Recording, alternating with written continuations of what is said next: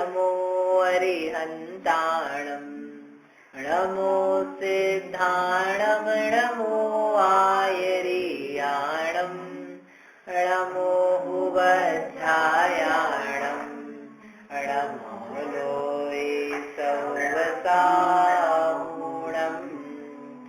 नमः श्रीवर्धमानाय निर्धूतकलिलात्मने सालोकानां त्रिलोकानां यद्विद्यादर्पणायते। ये मांगलिक ग्रंथ है श्री रत्नकम शावकाचार्य, इसके रचयिता आचार्य भगवान, आपको वो चाहिए ले लो, आचार्य भगवान श्री समंतभद्र देव हैं। इसके अंतर्गत 7 अधिकार में से पहला अधिकार, इसका नाम है सम्यक दर्शन अधिकार। सम्यक दर्शन यानी देव शास्त्र गुरु का यथार्थ श्रद्धान। ऐसा सम्यक दर्शन निकांक्षित गुण से सहित होता है। निशंकित गुण देखा था पहले, दूसरा गुण के नाम है निकांक्षित। निकांक्षित किसे कहते हैं, उसका श्लोक है 12वें नंबर का, पढ़ते हैं एक बार। सामने लिखा है, मैं पढ़ता हूँ आधा, फिर आप दोहराना। कर्म परवशे शांते, कर्म परवशे शांते, दुःखैरन्तरितोदये, दुःखैरन्तरितोदये, पाप बीजे सुखेनास्था, पाप बीजे सुखेनास्था, श्रद्धा नाकांक्षणा स्मृता, श्रद्धा नाकांक्षणा स्मृता। साथ में पढ़ते हैं। कर्म परवशे शांते, दुःखैरन्तरितोदये, पाप बीजे सुखेनास्था, श्रद्धा नाकांक्षणा स्मृता। क्या देखा था इसमें पढ़ने कि जो सुख है उस सुख में अनास्था का भाव होना। आस्था मतलब होती है गहरी श्रद्धा। तो जो श्रद्धा है अपना सुख में नहीं रहे तो किस में रहे, दुख में रहे क्या, कि नहीं रहना तो सुख में ही है, क्योंकि जीव का स्वरूप है सुख को प्राप्त करना। परंतु जिस प्रकार का सुख तुम्हारी आस्था में है तो वह उस प्रकार के सुख में आस्था नहीं होवे, उसका नाम है निकांक्षण गुण। निकांक्षा नाम का गुण यानी कांक्षा नहीं होना। कांक्षा तभी नहीं होगी जब उस वस्तु के प्रति ऐसा भाव होगा कि ये प्राप्त करने लायक नहीं है। जैसे फटे कपड़े प्राप्त करने की आपने कभी इच्छा करी, क्यों नहीं करी? फटे अच्छे कपड़े तो प्राप्त करने की इच्छा हुई होगी, लेकिन फटे कपड़े मुझे मिल जाए, मुझे झूठी थाली मिल जाए खाने के लिए, लड्डू पेड़ा मिले, ये सोचा जा सकता है। लेकिन झूठी थाली मिले, फटे हुए कपड़े मिले, टूटा मकान हो गए, बेकार सामान मिले, ऐसी इच्छा किसी को नहीं है।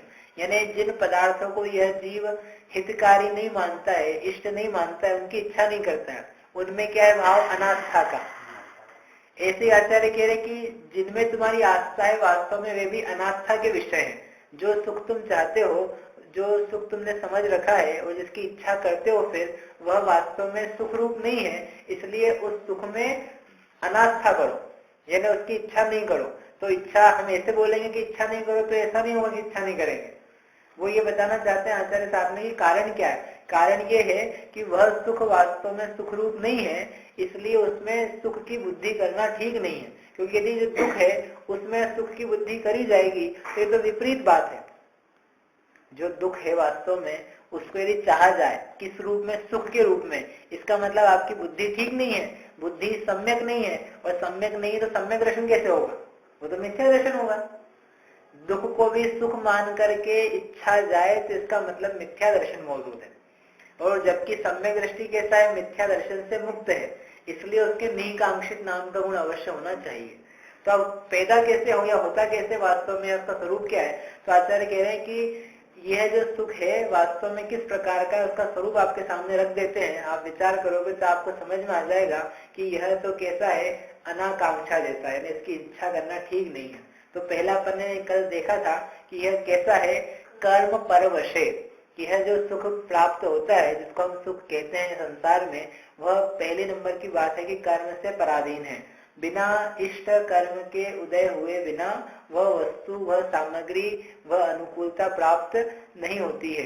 क्योंकि यदि ऐसा नहीं माना जाए कि कर्म के उदय के बिना ही प्राप्त हो रही है, तो संसार में जितने लोग मेहनत करने वाले हैं उस पदार्थ के लिए अनुकूल, उन सबको उस पदार्थ की नियम से क्या होनी चाहिए, उपलब्धि होनी चाहिए। देखो ये मलारगंज है, अपने नीचे दुकान है काफी सारी, और आप देखोगे तो दुकानों पे सब लोग जो बैठे हैं वे किस लिए बैठे हैं? व्यापार करने के लिए, धन कमाने के लिए। और कितना धन कमाना चाहते हैं? बहुत सारा, जितना ज्यादा आ सके।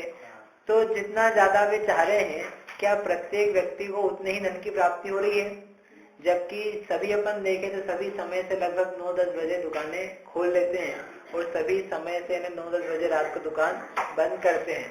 यानी उनके व्यापार करने का तरीका और समय और पुरुषार्थ, मेहनत लगभग क्या है, सबकी समान है मोटे मोटे रूप में।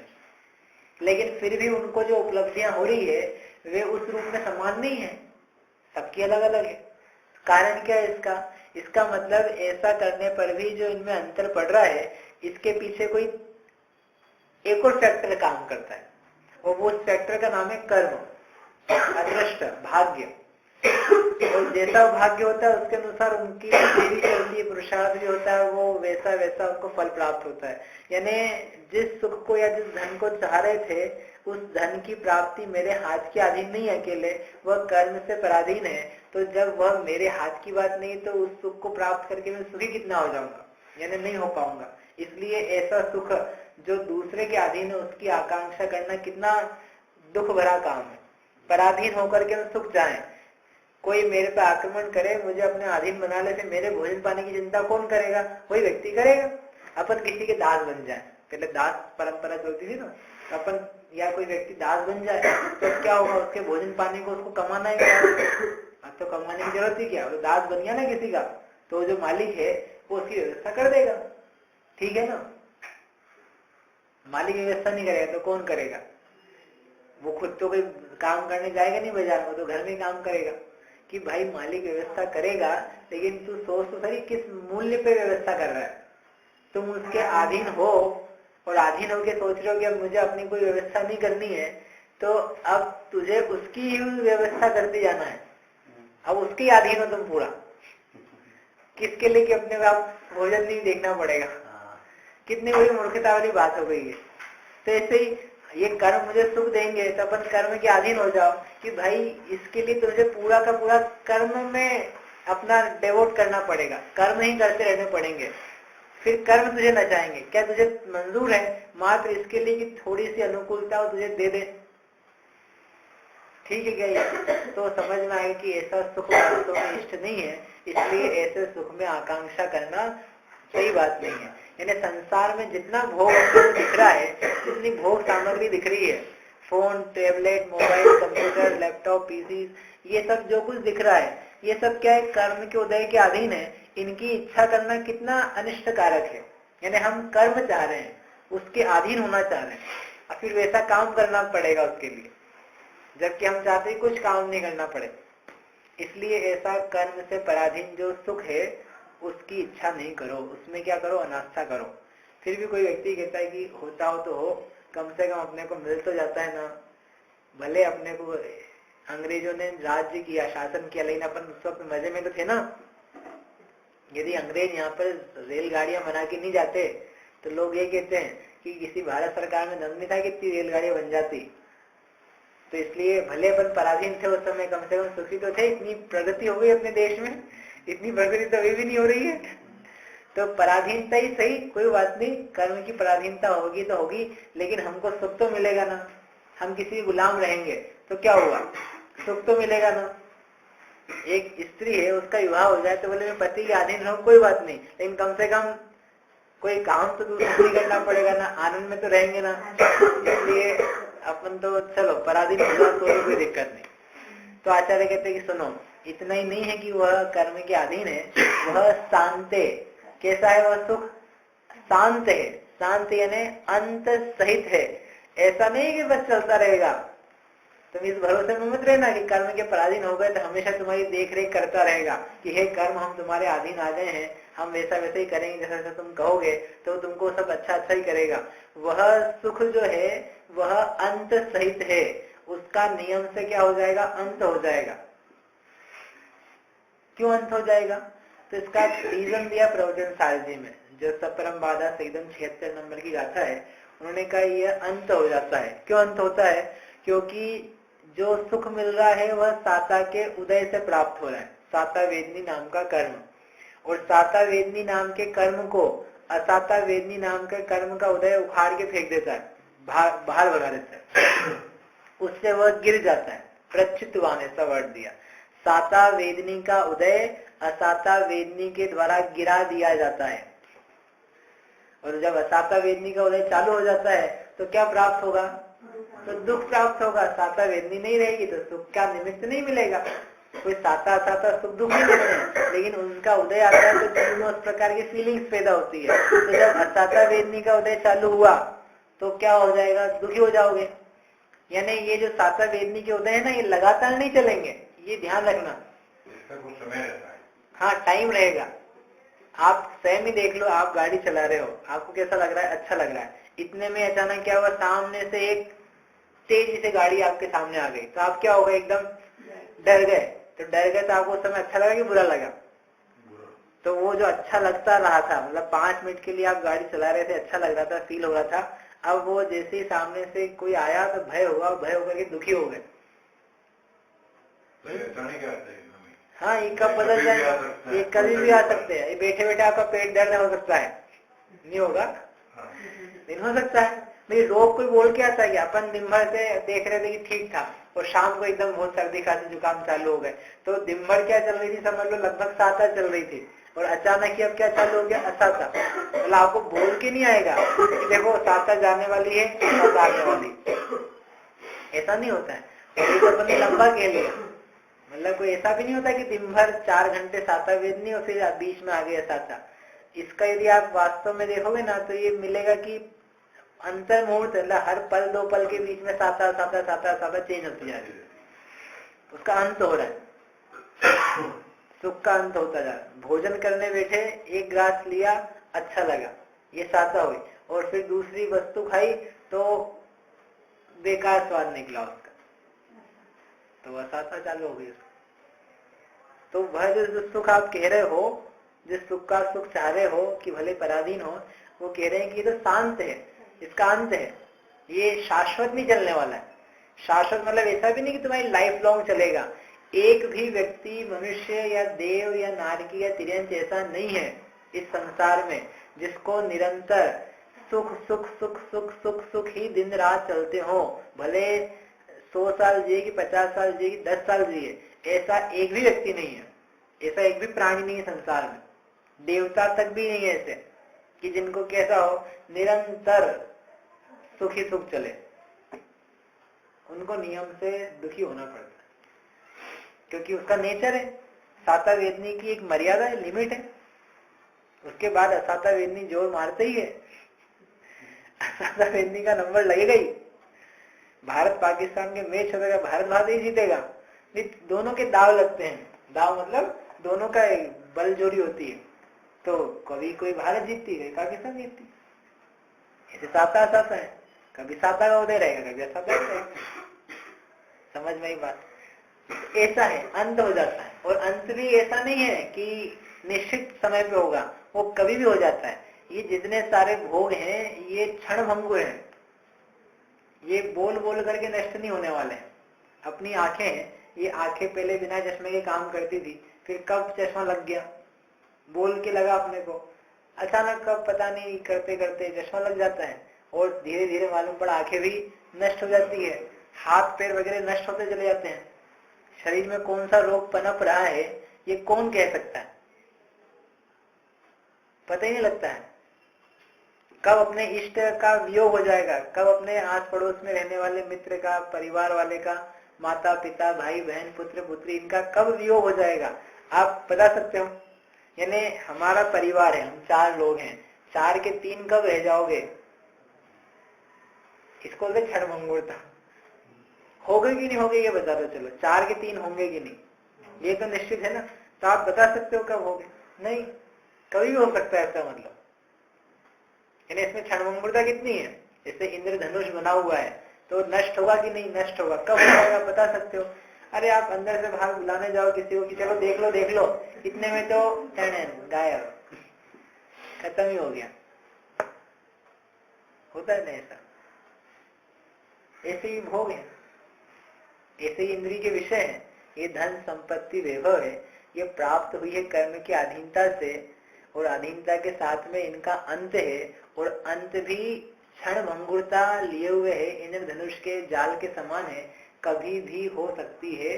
ऐसा कोई नियम नहीं कि आप धर्मात्मा हो तो आपके पास धन संपत्ति टिकी रहेगी, और एक कोई व्यक्ति पापी है, पाप कर रहा है, तो उसके पास से जल्दी से निकल जाएगी। इसी में आगे आएगा, पंडित जी ने टीका लिखी है, इस भ्रम में मत रहना कि मैं पंडित हूँ, मैं धर्मात्मा हूँ, मेरे पास से धन संपत्ति कहाँ जाएगी। पाप का उदय न पंडित देखता है, न धर्मात्मा देखता है, न त्यागी देखता है, न व्रत देखता है। पाप का उदय तो बस पूर्वकृत भाव को देख करके उदय में आ जाता है। पहले जो किया था उसका फल है, वो वर्तमान में क्या कर रहे हो उसका नहीं है। इसलिए तुम भले कुछ हो, वर्तमान में पुण्य भी कर रहे हो, तब भी पाप के उदय से नहीं बच पाओगे। हाँ, वास्तव में यदि धर्म भावना तुम्हारे अंतरंग में है तो इतना जरूर हो पाएगा कि उस पाप के उदय के काल में भी तुमको आकुलता नहीं होगी। धर्मात्मा जीव है तो वे दुखी नहीं होंगे, लेकिन धर्मात्मा को पाप के उदय नहीं आएंगे, ऐसा मत समझना। ऐसा तो होगा ही नहीं, धर्मात्मा को पाप का उदय नहीं आएगा। क्यों?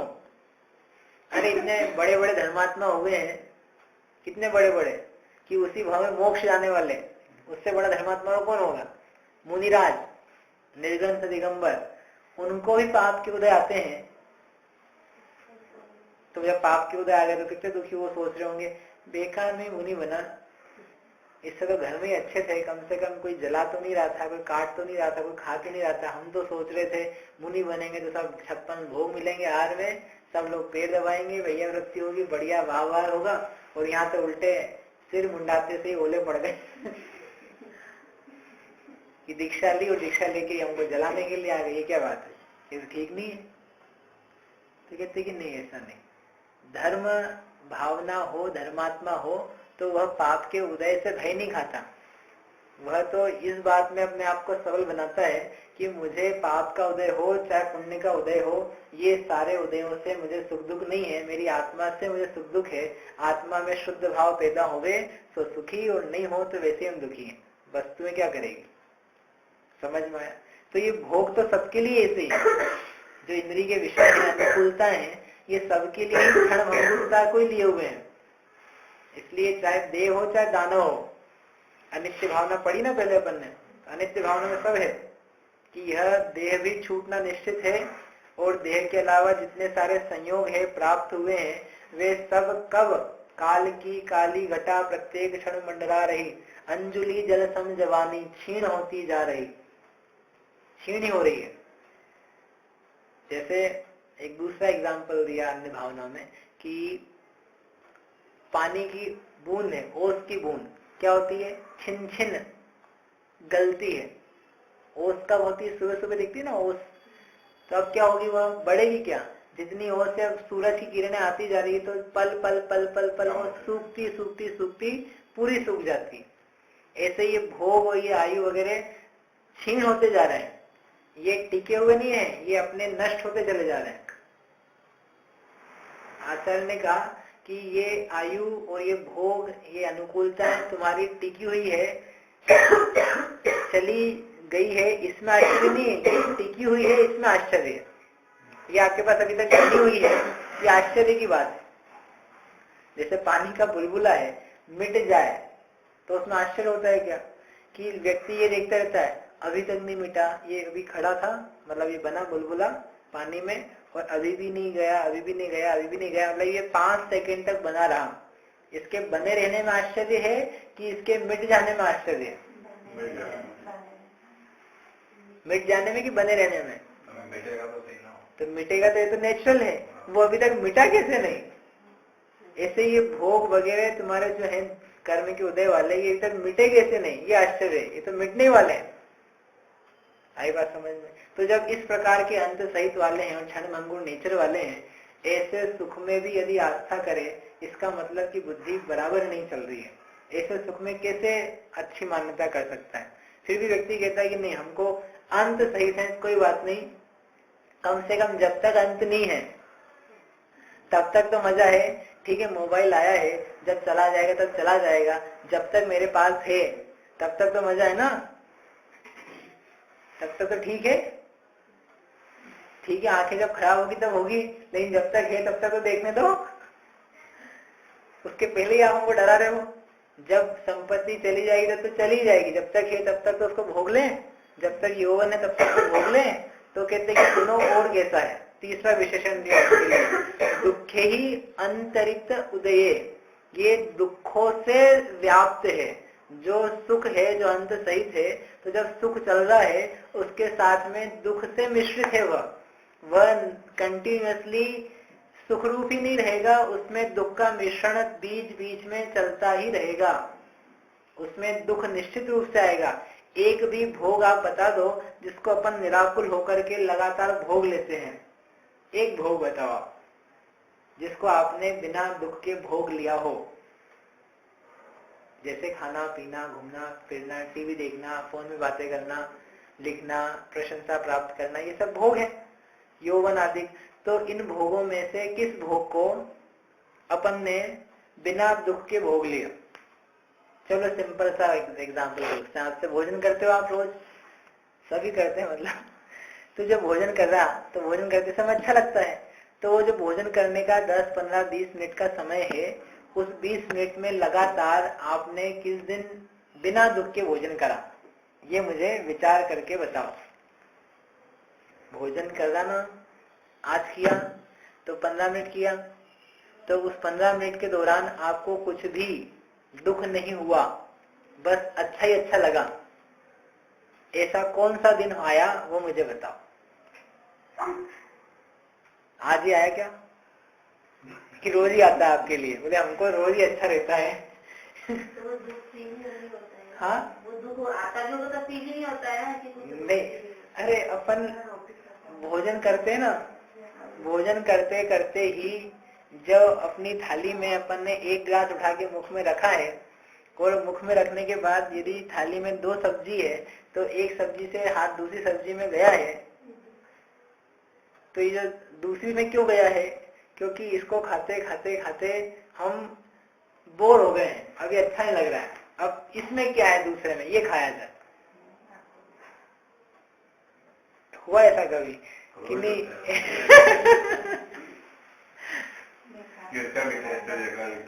तो इसका भी टेस्ट देख लें, ये आवश्यकता क्यों पड़ी? आपको कुछ कमी लगी ना, बिना कमी लगे तो उधर नहीं गया भाव। यदि जैसे एक वस्तु खाई तो कभी ऐसा होता है कि यही इतनी अच्छी लग रही, कह रही हमने देखा ही नहीं, दूसरी चीजें क्या है हमको ध्यान ही नहीं गया, क्योंकि ये एक ही चीज इतनी बढ़िया है कि इसमें ही मन लगा हुआ है। लेकिन वो उसमें मन नहीं लगता है, मन क्या हो जाता है, दूसरी में उछट जाता है। इसका मतलब क्या है? ये समस्या, ये समस्या लेकिन दिखी नहीं होगी कभी। चलो ये तो बहुत सूक्ष्म जैसी हो गई, लेकिन उसके अलावा ही समस्या है। क्या समस्या है? भोजन कर रहे हैं, थाली में रोटी नहीं है, ए भैया बहन जी रोटी ला के दो, अभी तक रोटी नहीं आई हमारे पास, दाल नहीं आई, दाल डालो, इसमें नींबू डालो, क्या कुछ भी बना दिया है, इसमें नमक कम है, ये ठंडी है, थोड़ा गर्म करो, पानी लाओ, पानी नहीं भरा हुआ है। तो 10 प्रकार की बातें अपन या तो सोच लेते हैं या बोल लेते हैं। तो वो जो सब बोलने हैं, इसका मतलब आपको असाता का उदय आया ना। यदि असाता का उदय नहीं आता तो आपका मुख ही क्यों खुलता? साता ऐसी होती कि सब सामग्री ऐसी परिपूर्ण तृप्त रूप से है कि कुछ बोलने की जरूरत ही नहीं पड़ती, लेकिन जरूरत पड़ रही है, इसका मतलब क्या है? असाता है, यानी करते करते असाता है। भोजन प्राप्त करना साता रूप है, तो वो साता असाता से मिश्रित हो रही है, सुख दुख से मिश्रित हो रहा है। मतलब हम उस एक्टिविटी की बात कर रहे हैं जो हमारे रोजमर्रा जीवन का हिस्सा है, जिसको अपन अच्छा मानते हैं कि हाँ कम से कम ये तो हमारा भोजन तो शांति से कर लो, अपन ऐसा कहते हैं, भोजन तो अच्छे से करते हो। तो भोजन तक के करने में सुख नहीं है, दुख से मिश्रित है। चलो भोजन 15 मिनट का है, उसको जाने दो। आपसे पहले अनेक बार उदाहरण दिया, एक दूध का गिलास या चाय जो पीता हो चाय का कप आप बिना निराकुलता के या बिना दुख के कब पी लिया पूरे जीवन में, वो बता दो।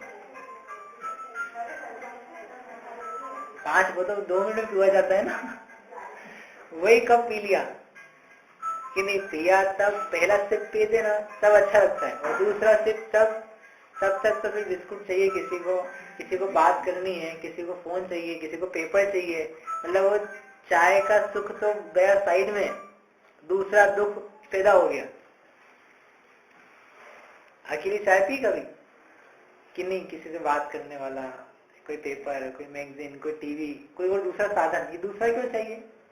इसका मतलब दुख लगा तो दुख को निवारण करने के लिए ना, सुख के बीच में दुख का मिश्रण है।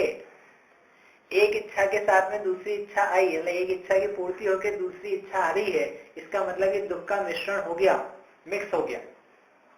इस टाइप के सुख है ये। एक भी ऐसा जगत का कार्य आप बता दो अपनी इच्छाओं में से कि उसको हमने बिल्कुल कंप्लीटली सेटिस्फैक्ट्री होकर के, सेटिस्फाइड होकर भोग लिया, उसमें बीच में कोई मिक्सिंग नहीं हुई। एक सेकंड का बता दो। वो भले पकड़ में नहीं आए, लेकिन वो एक एक समय में चेंज होते हैं। एक इच्छा की पूर्ति होगी, तत्काल दूसरी इच्छा जब खड़ी हुई है, इसका मतलब ये जो कह रहे हैं झूठ नहीं कह रहे। दुखेर अंतरित उदय, दुख के साथ में उसकी बाधा है, दुख साथ में लगा हुआ है। ठीक है। दूसरा कोई उदाहरण आपको लगता हो तो आप विचार लेना। मतलब आपको ऐसा लगता हो कि नहीं ऐसा नहीं, ये सुख तो हम कैसा है, भोग ही लेते हैं पूरा, इसमें कोई दुख का मिश्रण नहीं है। तब तो वैराग्य भावना में उन्होंने लिखा, पुण्य उदय जिनके तिनके भी नाही सदा सुख साता, यह जगवास जथारथ दिखे, सब दिखे दुख दाता। पुण्य उदय जिनके पुण्य का उदय है, संसार में जिनको कहा जाता है कि पुण्य के उदय वाले हैं, यानी अपनी तुम्हारी बात जाने दो, जो महान पुण्य के उदय वाले तीर्थंकर चक्रवर्ती आदि है उनकी कह लो। तो कहते हैं जिनके पुण्य के उदय हैं तिनको भी ना ही सदा सुख साता, उनको भी कोई हमेशा सुख साता नहीं है। आप तीर्थंकर बन रहे हो, गृहस्थी में हो, चाहे चक्रवर्ती हो, यद्यपि इंद्र आकर के सेवा करेगा, देव आकर के तुम्हारे आगे पीछे घूमते रहेंगे, लेकिन जो तुम पे बीतेगी तो तुम पे बीतेगी ना। यदि गृहस्थ अवस्था में तीर्थंकरों को सुख होता तो फिर वो त्याग क्यों करते? वो उसको छोड़ के वहां वन जंगल में क्यों भटकते मतलब वहां तपस्या क्यों करते? मतलब घर में बढ़िया है। इसका मतलब क्या है कि गृहस्थ अवस्था में उनको भी दुख लग रहे थे, साता के साथ उनको भी असाता आ रही थी। जो पराधीन सुख प्राप्त हो रहा था अंत सहित वाला, उसमें दुख का मिश्रण महसूस हो रहा था, इसलिए उस सुख की इच्छा नहीं करते हुए उस दुख का त्याग करके वे चले गए।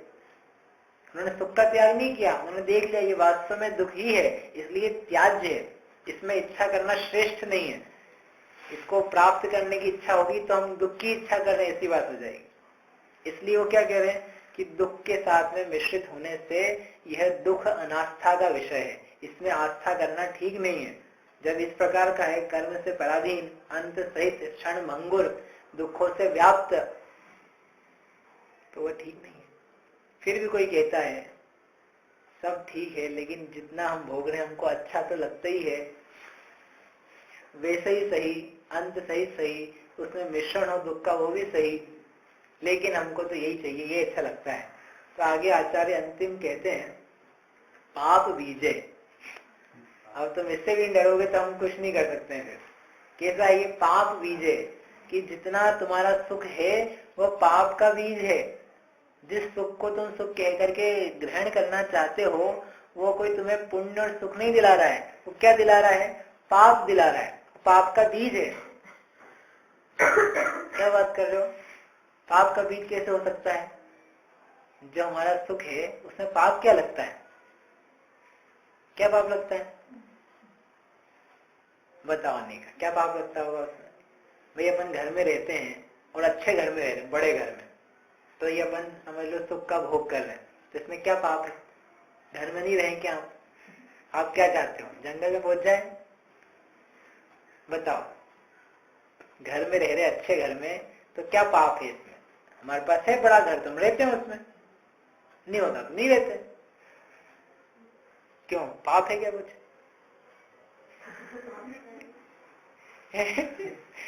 प्रश्न लोग कठिन हो गया। इसमें क्या है?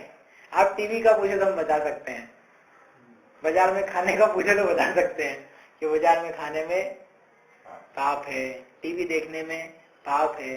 अब बड़े घर में रह रहे हैं, चलो बड़ा क्या छोटा कर लेते हैं इसको, छोटे घर में रह रहे हैं तो क्या पाप है? नहीं है, हाँ कि ना? नहीं समझ में आ रहा है? आप सोचना, अपन कल चर्चा करेंगे इसकी, कि वो कह रहे हैं जो तुम्हारे सुख हैं और जिसको अपन सुख मानते हैं, एक चीज को, टीवी, मोबाइल, कंप्यूटर, घर, पत्नी, बच्चा, रुपये, पैसे, कपड़े, चश्मा, हाँ, शरीर का श्रृंगार, ये जितनी सारी चीजें हैं जो आवश्यक लगती हो आपको, या जो एक्स्ट्रा हो, लग्जरी हो, कंफर्ट की हो, तीन टाइप के ना, नेसेसिटी, कंफर्ट एंड लग्जरी, तीनों प्रकार की चीजें, इनमें से क्या चीजें को भोगना या उसको प्राप्त करना पाप रूप है और किसको प्राप्त करना पाप रूप नहीं लगता है? मकान के, रोटी कपड़ा मकान तो बेसिक नेसेसिटी में, तो फिर इसको भोग लेंगे तो इसमें पाप क्या है? ये तो हमने कभी सोचा ही नहीं। तो पाप नहीं होना चाहिए, नहीं है तो कैसे नहीं होगा, और होगा तो कैसे होगा, इसके बारे में विचार करेंगे। लास्ट है जो तर्क दे रहे ना आचार्य, समझा रहे जिसके माध्यम से कि भाई इस प्रकार का तो तुम्हें समझाया, लेकिन जो है इसके साथ में पाप भी लगा हुआ है। कैसे लगा हुआ है, क्यों लगा है, कारण क्या है उसका, वो विचार करेंगे। आप विचार करेंगे। आप इसका कैसे, इसका मतलब दुखे मतलब दुख और दुखे ही, तीस तृतीय होती है उसमें, दुखे ही, अंतरित उदय, अंतरित और उ, तो अंतरित का अ और उ मिलकर के तो बना अंतरितोदये। नहीं तो अर्थ क्या हो कि दुखों से व्याप्त वाला है। जब जो सुख है उसमें दुख का मिश्रण है, दुख से व्याप्त होकर के उसका उदय आता है। दुख का उदय आता है, दुख का नहीं, सुख का, दुखों से व्याप्त होकर के उदय यानी प्रादुर्भाव, प्रकट होता है। कैसे प्रकट होता है? दुखों से मिश्रित, ये उसका शाब्दिक अर्थ है। दुःखैरन्तरितोदये, दुःखै, क्योंकि एक ही मात्रा दो है ना, डबल, तो दुःखै एक होती तो जैसे अपन इसको पढ़ रहे हैं शांते, शांत ही नहीं पढ़ रहे हैं, शांते, जैसे इसको यहाँ पे डबल है, तो दुःखै, ए आई, दुःखैरन्तरितोदये, ठीक, ऐसा श्लोक यहीं तक। जावाणी के ज्ञान ते सूझे लोकालोक, सो वाणी मस्तक नवो सदा बेत हो।